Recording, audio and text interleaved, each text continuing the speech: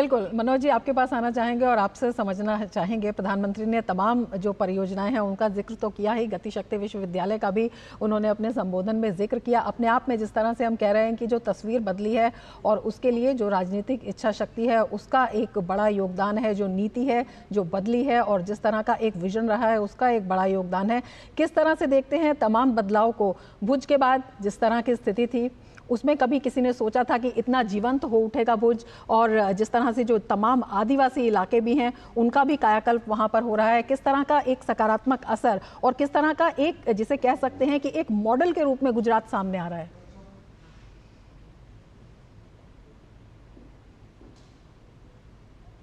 मैं इस बात पे बोलूंगा कि जिस तरह का ट्रांसफॉर्मेशन पिछले 11 सालों में हमको देखने को मिल रहा है, अगर हम मूलभूत रूप से अगर देखें तो आज जैसे प्रधानमंत्री जी ने भारत के पहले 9000 हॉर्स पावर लोकोमोटिव का जो उद्घाटन किया है ना,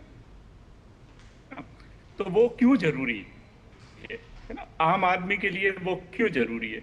सबसे पहले हम सब जानते हैं कि माल ढुलाई भारत में बहुत ही जरूरी चीज है, जिसमें वस्तुएं एक जगह से दूसरी जगह जाती है। हम चाहते हैं कि माल ढुलाते हैं कि रेलवे रोड के मुकाबले करीबन 1/3 एक मुकाबले, इसका मतलब रेल में ज्यादा से ज्यादा माल ढुलाई होनी चाहिए। माल ढुलाई का हिस्सा रेलवे के पास में है।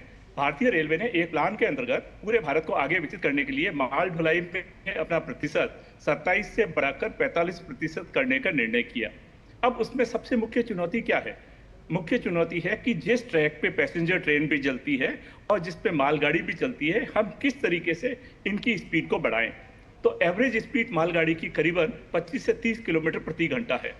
तो ये जो लोकोमोटिव आज जिसका उद्घाटन प्रधानमंत्री जी ने किया 9000 हॉर्स पावर का, ये इतना भारत का सबसे शक्तिशाली सिंगल इंजन लोकोमोटिव है। ये लोकोमोटिव 4500 टन को एक साथ कैरी कर सकता है। इसका मतलब सीधी भाषा में बोले तो 40 टन के करीबन 100 ट्रक एक साथ में ये लोकोमोटिव के द्वारा ट्रेन कैरी कर सकती है।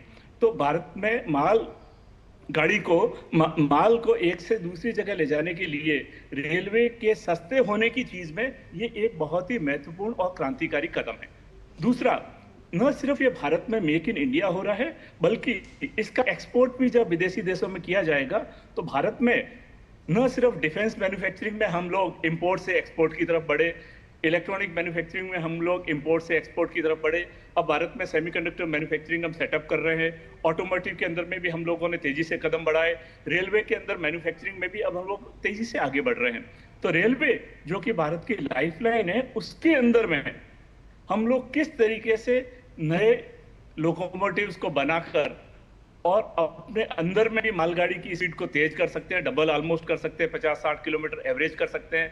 आज जो लोकोमोटिव का अनाउंस हुआ, इसकी top speed 120 kilometre per hour है।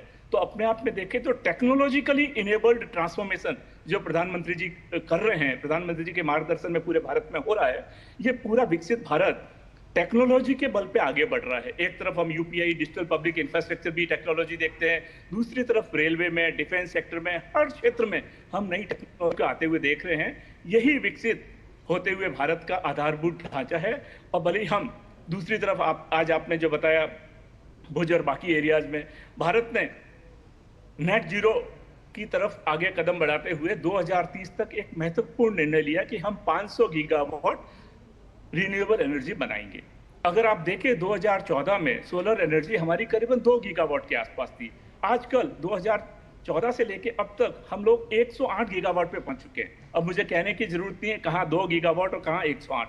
अगर हम विंड एनर्जी देखें तो हम करीबन 50 गीगावाट के ऊपर पहुंच चुके हैं। इस समय हम लोग पिछले साल में ही हमने 30 गीगावाट रिन्यूएबल एनर्जी बनाई। इसका मतलब हम अपने 500 गीगावाट के टारगेट की तरफ तेजी से आगे बढ़ रहे हैं। सिमिलरली आज हमने जो लोकोमोटिव भी बनाया, वो लोकोमोटिव अपने आप में एनर्जी सेविंग डिवाइस भी है।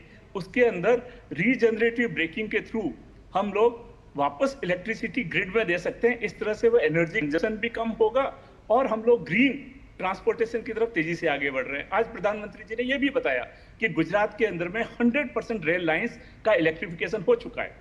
तो अगर हम सारे मायनों को देखें, इलेक्ट्रॉनिक्स में देखें, सेमीकंडक्टर में देखें, ऑटोमोटिव में देखें, डिफेंस मैन्युफैक्चरिंग में देखें, रेलवे की ट्रांसफॉर्मेशन तो अद्भुत है। पिछले ही हफ्ते हमने अमृत भारत रेलवे स्टेशन का देखा, किस तरह से नई वंदे भारत इंट्रोड्यूस हो रही है, किस तरह से हमने रेलवे ट्रैक टेक्नोलॉजी में मेंटेनेंस और नए नए आयाम रच रहे हैं, लोकोमोटिव्स में, रोलिंग स्टॉक में, वेगन्स में, नए कोचेज में, हर तरीके से भारत बहुत तेजी से आगे बढ़ रहा है। बिल्कुल, इसी पर हम चर्चा जारी रखेंगे, लेकिन वक्त हो चला एक ब्रेक का। आप जुड़े रहिए DD न्यूज़।